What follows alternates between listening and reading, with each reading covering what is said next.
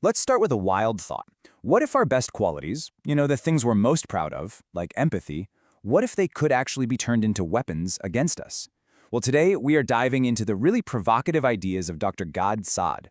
He argues that our very minds can be hijacked, and in a way that's, well, it's shockingly similar to a parasitic infection.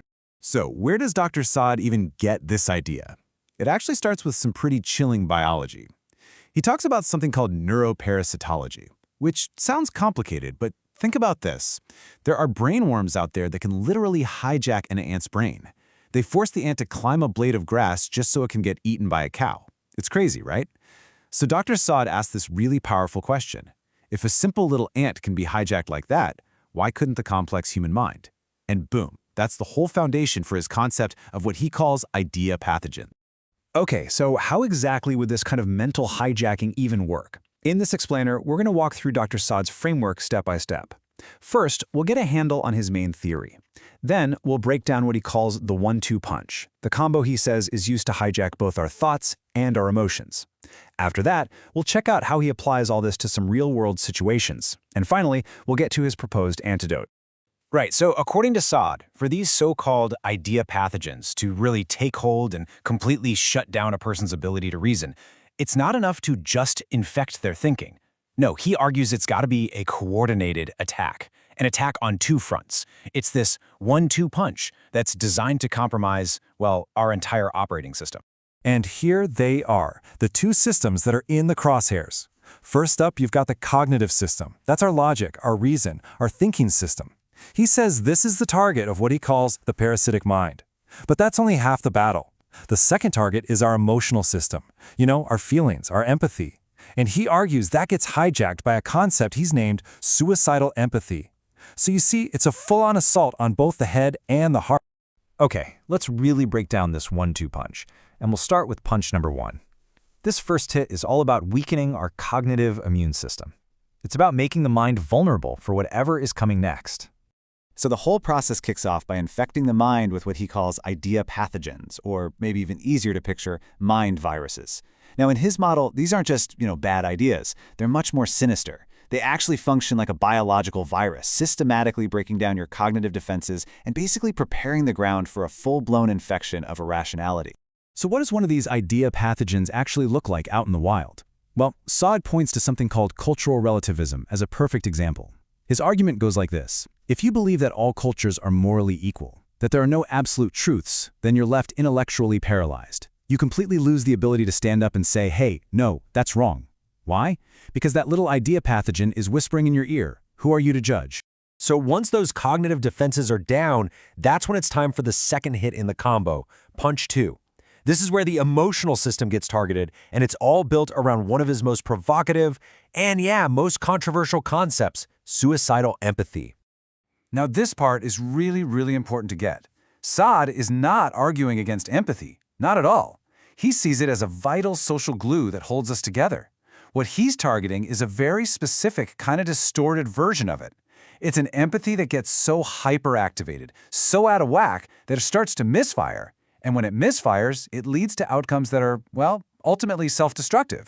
He actually explains this misfiring thing with a really powerful analogy. Think about obsessive-compulsive disorder, or OCD. The urge to be clean? That's a good thing. It's adaptive, it keeps us healthy. But when that urge gets hyperactivated, it misfires and becomes OCD, which is a truly debilitating condition. He's arguing that empathy can follow that exact same tragic path, transforming from this amazing virtue into a destructive force.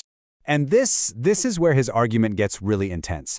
He argues that when you take this misfiring empathy and you combine it with a deep sense of guilt and shame about a culture's own history, well, it can lead to a kind of civilizational self-destruction.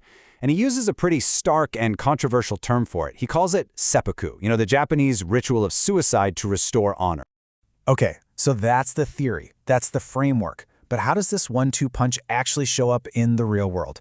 Let's take a look at a couple of the examples Dr. Saad uses to apply his ideas. His first case study is a phenomenon he calls Trump derangement syndrome. He argues that if you really want to understand the intense, just gut-level reactions to this political figure, you have to look beyond just the politics. You have to see that 1-2 punch in action. So, according to Saad, this is just a classic case of misusing our internal systems, A political evaluation should be a cognitive thing, right? You analyze policy. But he argues that with TDS, the emotional system completely hijacks the whole process. It leads to what he calls an affective-based reaction. It stops being about policy and becomes about a feeling of disgust. He even has a name for it, an aesthetic injury. It's this deep, gut-level offense you take just because the person doesn't look or act like you think a leader should.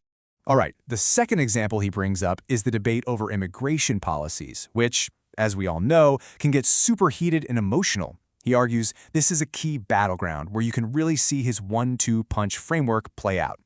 And to make his point here, he uses this really striking analogy. He says that when our cognitive defenses have been taken down by those idea pathogens, our empathy starts to misfire, and we stop making really crucial distinctions.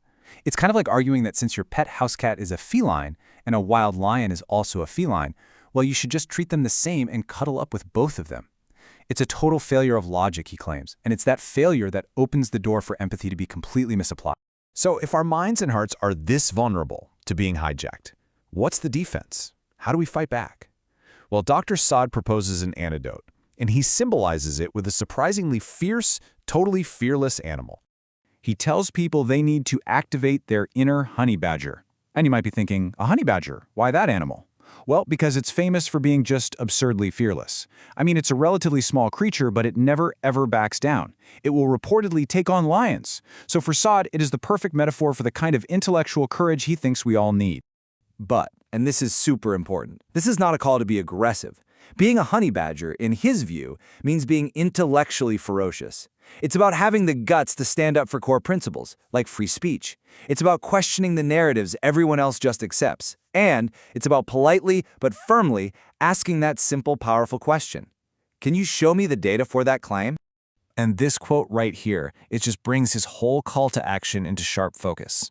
It's a plea, really. A plea for all of us to stop passing the buck, to stop waiting around for someone else to speak up, and to personally stand tall and defend the principles that we believe are true and worth defending. Okay, so let's wrap this all up. Dr. Saad gives us this pretty chilling two-part theory for how our minds can be, as he says, parasitized. First, these idea pathogens come in and weaken our cognitive defenses. Then, suicidal empathy swoops in and hijacks our emotional core. And his antidote? It isn't some complex 10-step program. It's simple, it's powerful, and it's a deeply personal call for each of us to have intellectual courage. And that leaves us with this final, really provocative question that gets to the very heart of Saad's theory. Look, we're all taught to see empathy as one of our greatest virtues, right? But his framework forces us to confront a really difficult possibility. Are there times, are there conditions where our greatest strengths can actually be turned against us? What happens when empathy becomes a weakness?